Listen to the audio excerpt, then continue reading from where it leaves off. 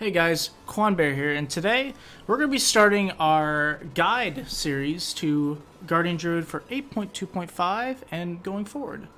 So in this first video, we're actually just going to cover essences as well as talents.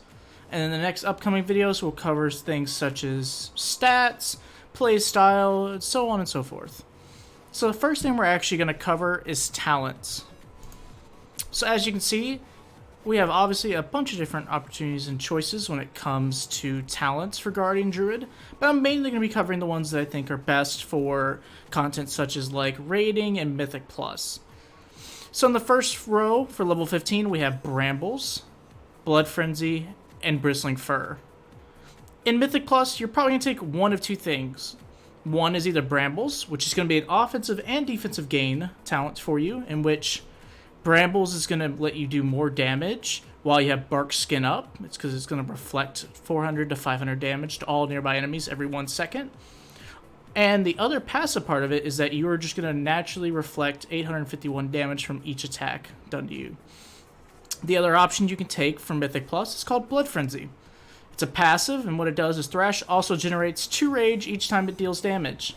So as we can see, when we go into like these dummies right here, you're going to see my rage passives just start pumping a little bit more if I were to take that talent. But as of right now, not having it, you know, I'm getting about that much. So let's see what it looks like when I change talent, shall we? Okay, so we change talents real quick.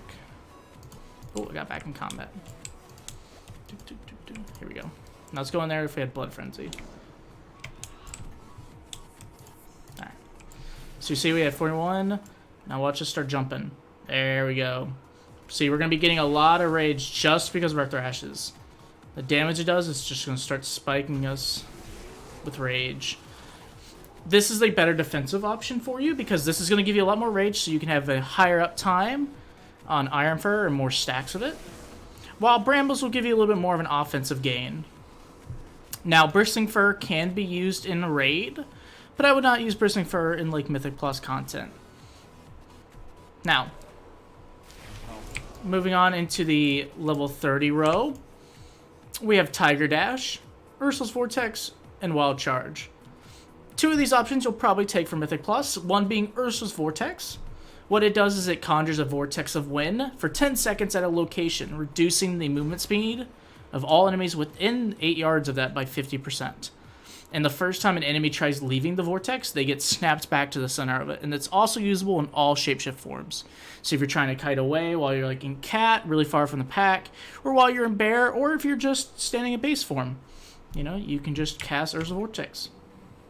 Very good defensively. This lets you kite a little bit more as well as control some mobs. And you can also use it as like a mini grip like Blood Decays. So you can combo this with a talent called Typhoon and just snap everything back to mid. The other option you can take in this row is called Wild Charge. It's basically a movement ability that you can get for all different types of shapeshift forms. So when you're non-shapeshift, you're able to fly to an ally. Other things you'll get is in bear form, you'll be able to charge and immobilize that target for 4 seconds. It's very good for initiating pulls. Cat form lets you leap behind an enemy, dazing them for 3 seconds. You can also combo that while you're stealthing cat to get behind certain mobs quicker and to kind of skip around things. Travel form lets you get a leap towards 20 yards. And the final one is aquatic form, which increases your swim speed by an additional 150% for 5 seconds. Useful in certain scenarios where you're trying to swim around or on the final boss of Shrine of the Storm and you're heading to them. Most people will probably take Ursul's Vortex, but you can find a lot of good places to use Wild Charge. Examples being like the first boss of Totogor to try to miss the upheaval, but that takes a lot of skill and requirement of knowing when to use your Wild Charge to jump to an ally. You can use it for like the additional speed during Shrine of the Storm, and for cat form to try to get behind certain mobs where you're trying to do skips. But if you're not super used to Wild Charge and all of its utility, take Ursul's. Now, in the level 45 row, you're going to take mainly one of 2 options. Main one, which you'll take 99% of the time, is Restoration Affinity. This is going to give you Ysera's Gift as a passive, which is going to heal you for 1.5% of your maximum health every 5 seconds. And if you're at full health, it's actually just going to heal an injured party member or raid member instead of you. You'll also be able to learn Redrew, Swift Mend, and Wild Growth. All great healing abilities that you'll be able to help heal your teammates while you're out of combat, or if you're able to like run away during like a bursting week and you don't have anything around you, you can jump out of bear form real quick and Swift Mend yourself. Now, never actively leave bear form while you're tanking at 10 things to heal yourself. You're gonna die. The other option you can take if you're trying to just do more damage in Mythic Plus is Balance Affinity, which you're going to use it for its passive Astral Influence. This is going to increase the range of all your abilities by 3 yards. You probably wouldn't use the Moonkin form at all, but you would be able to have that extra range on like Swipe, Thrash, so on and so forth. In the level 60 row, there are 3 options which all have their uses, but the main one you'll probably take is Typhoon. It's a 30-second cooldown, and it lets you blast targets within 15 yards in front of you with a Violent Typhoon, knocking them back and dazing them for 6 seconds. And it's also usable in all shapeshift forms. Very good for kiting, as well as trying to knock certain things away as as an interrupt, or just to get space in between mobs in like Necrotic Week and so on and so forth. You can also combo this with Ursul's Vortex, like I said earlier, to kind of use it as a mini grip. Mass Entangle can be really solid on certain instances, such as in Operation Mechagon when you're doing like hard mode. You can use it to try to root all the 3 little spark bots that come in, or you can use this to try to get all the little Shadows of Zul and King's Rest. But most of the time you'll have ways to deal with it that you won't need to take Mass Entangle, and you'll keep Typhoon. Mighty Bash can also be useful, but being able to use that stun all the time, comparatively to Typhoon, you would probably use Typhoon more.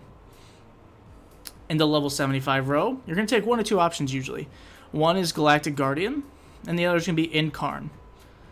Galactic Guardian, what it does, it's a passive. Your damage has a 5% chance to trigger a free automatic Moonfire on that target.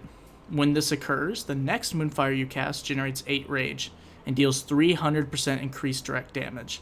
This is very good for passive rage, as well as because you're going to get a decent amount of procs from your Moonfire, but also it's going to be good single target damage because those Moonfires actually do a decent amount with the 300% increased direct damage.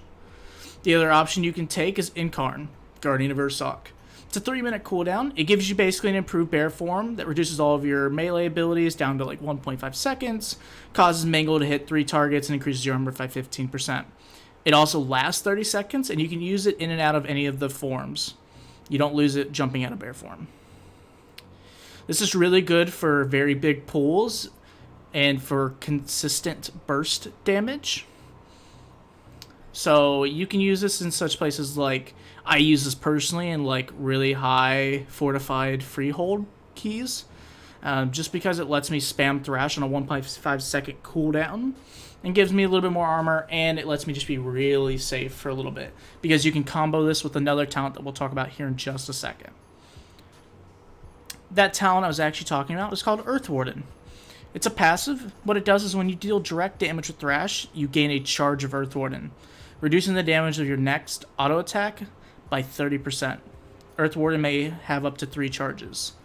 This is really solid as a defensive because this is going to reduce the next auto attack you take by 30% no matter how big that is.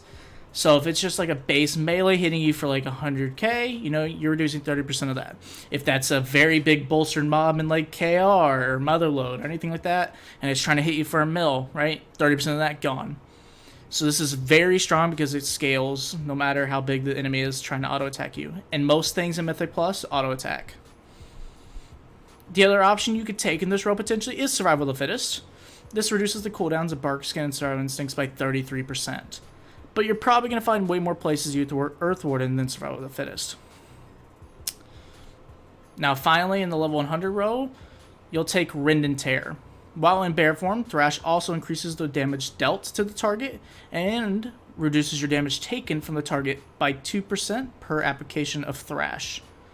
This is just a very passive, very solid passive that you'll be able to take that just reduces some of the damage you take as well as the damage you deal. The other option you can take in this row for like high rating is Pulverize. This basically consumes 2 stacks of your Thrashes on targets and deals some damage and reduces all the damage you take by 9% for 20 seconds. The only other part with this is you'll have to upkeep your Pulverize buff. So you'll have to make sure you have 2 stacks on any of your targets and make sure you're taking them away using Pulverize to get the 9% reduced damage. So if you just want to play a little bit more passive and don't want to worry about Pulverize, Rend and Tear is the play. So that's all our options when it comes to talents. Now we're going to go into the essences part of the guide. So when we go to essences, there are a few that you'll be able to use in any kind of scenario. But the first ones we're going to talk about are the ones you would use for your major slot. The two options most people take in higher Mythic Plus or in most content for Bear is Visions of Perfection or Anima on Life and Death. So for Mythic Plus, the reason why you're going to use one of these two are the following reasons. So what Vision of Perfection does is it gives you Incarn at 35% of its base duration. And also when you activate it at rank 3, you get 128 haste for yourself and up to 2 other nearby allies for 10 seconds. The other really solid part about this essence is the minor power, called Strive for Perfection. It reduces the cooldown of Survival Instincts by 21% and increases your versatility by 94%. Also, you'll get about 5% of your maximum health as a heal when you activate Survival Instincts. The main reason the minor is really strong is the reduced cooldown on Survival Instincts. Having your longest cooldown from 4 minutes all the way down to 3.2 is really solid and helps you kind of keep the momentum going in keys by being able to have higher uptime on your cooldowns, or lower cooldown rate, So that's why this is really good. This also gives you Incarn, which we talked about earlier. It's going to let you spam your Thrash ability, which combos with Earth Warden. So this just makes you very defensive and that you're able to spam Thrashes on all the targets around you and keep up your Earth Wardens very high. The other essence you can take as a major is called Anima on Life and Death. It's a 2-minute cooldown and does massive AoE damage based on 10% of your maximum health and fire damage to all nearby enemies. And it also heals you for 10% of your maximum health per enemy hit, up to 50% of your maximum health. This is a very solid just snap threat essence, in which you'll be able as a bear to do 70k damage to all targets around you and heal yourself by up to 50% of your maximum health. And also the minor gives you a stacking health increase. Each stack gives you about 4,500 health, and it stacks all the way to 10. This effect is lost, though, when you fall below 30% of your health. So, this one can be really good because you can almost use this like Incarn or another, offensive ability where you can time it every 2 minutes to use it. Or you can use this as like a backup cooldown in which you're getting trucked, or you're taking a lot of damage and you're able to use it just to kind of spike yourself back up until you get some of your other cooldowns back. The other essence I'll talk about that you could use as a major is Crucible of Flame.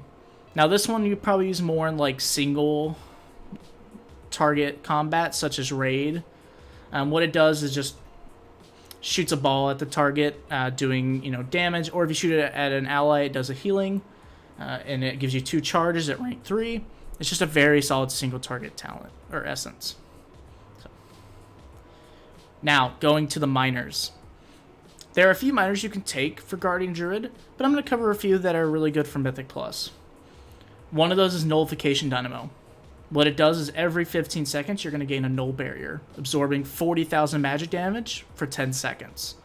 When it expires, it implodes, dealing shadow damage equal to the total amount absorbed divided among all nearby enemies.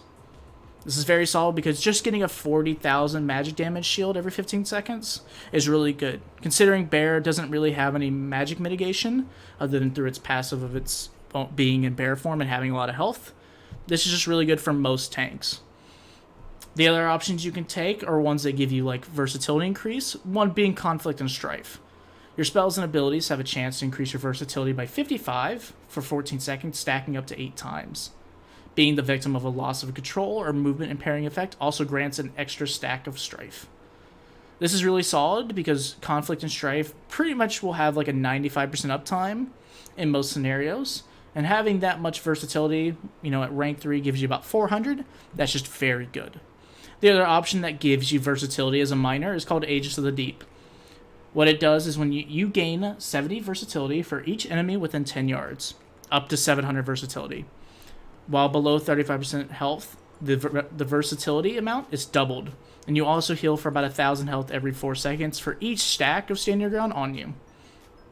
This is very good in Mythic Plus content where you're constantly going to be having multiple targets around you, but if you feel like you're doing pretty small pools or mostly single target like on High Tyrannical where you're mainly going to be focusing bosses, then things such as Conflict of Strife will probably be better. In instances, though, where you do not need Nullification Dynamo, you can take Ages of the Deep and Conflict and Strife. When we get to 8.3 and we're able to get another minor, you'll either probably be taking another, versatility gain essence, or you might be picking up something like Sphere's Oppression. What it does is when you get attacked by a mob, like a melee, their movement speed is reduced by 30%, and you gain speed and haste for 7 seconds. This is very good for like small kiting situations, especially in instances where you're getting auto-attacked a ton. So this will be an option you could take, or you could just place in like Memory Lucid Dreams, or so on and so forth. And that's it when it really comes to essences. If you have any questions or concerns about any of the essences or anything like that, just leave a comment. Just leave a comment in the comment section below, and I'll be able to help answer any of those questions for you. But on that, that's pretty much it for our talent and essence guide so far for today. Next guide we're going to be working on is going to be stats and gear, so on and so forth, with like Azurites, traits, kind of what pieces you'll want, as well as some of the gear going to 8.3. But on that, I hope you guys have a great rest of your day, and we'll be posting the next video very, very soon. Later.